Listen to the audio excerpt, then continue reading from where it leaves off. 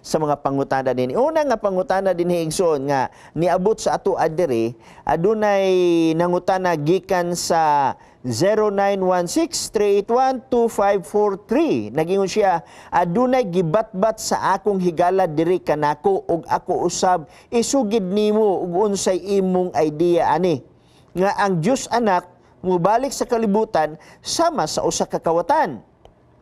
Di ay pwede sama sa kilat o lipak o sama sa usa ka linog ang iyang pagbalik sa Diyos anak ngano sama sa kawatan man jud. Okay, muna iyang pangutang anong samang magyud sa kawatan. Ngano di man kuno pwede pareha sa linog, pareha sa kilat. Actually, gihulagway sad ang pagbalik sa Ginoo sama sa gitawag nato og linog. Sa Mateo 24, versikulo 7, adun gipahayag ang balaang kasulatan diri. Okay? Sa versikulo 1, 2 ug 3, nagingon si Jesus Christ, walay bato nga pinatong sa bato nga dili pagalumpagon. Nagtudlo siya sa templo. Issue sa Hudiyo, pag mabungkag ang templo, doon lagi mubalik ang maunga panahon, no? Mubalik ang Mesiyas, no? Now, ingon siya ni, kanusam ni metabo?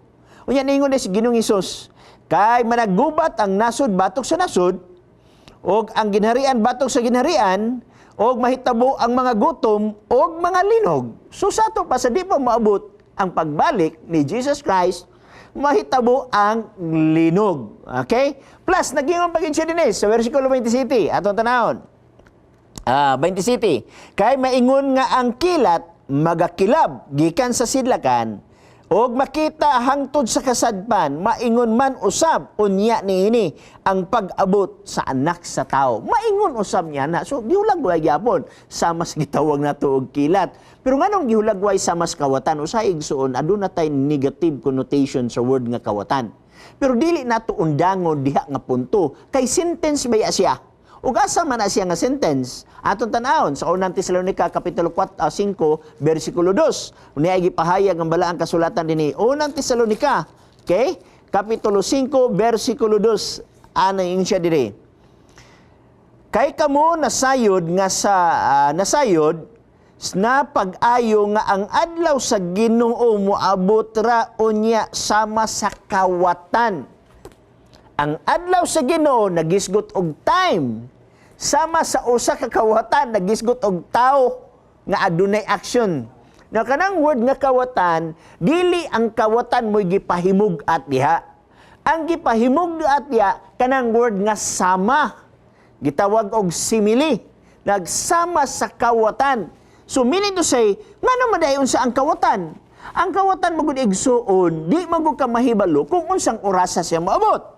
Pananglitan, kini ni Mateo 24, versikulo 43. Adunay gipahayag ang balaang kasulatan dinhi. 24, 43, nagingon.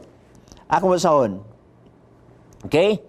Ako, okay, 24, 25 ako na bre. 24, 43, nagingon siya dire. Ako masahon.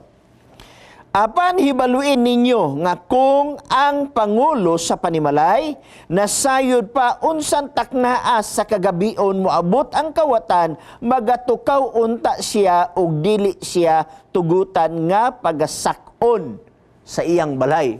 Mo lagi ka kung nahibalo lang unta nga ang kawatan maabot niya ng orasa di gyud ta matulog. Ang hulagway mao ni ang oras dili ang hulagway ang kawatan. Kaya meaning to say, mo makita igsuon nga wala gid tay tao na hibalo kanus amo strike ang kawatan. Wala na hibalo unsay oras. Sama ana sa pagbalik sa Ginoo, walay na hibalo kung unsay oras. Mo man gani sa Mateo 24:36, walay na hibalo sa iyang pagbalik. Mismo pa manulunda sa langit, wala mahibalo ni ana. So gitandi dayon sa gitawag natong usa ka kawatan. Okay? Bueno, daghan salamat nining pangutana usab.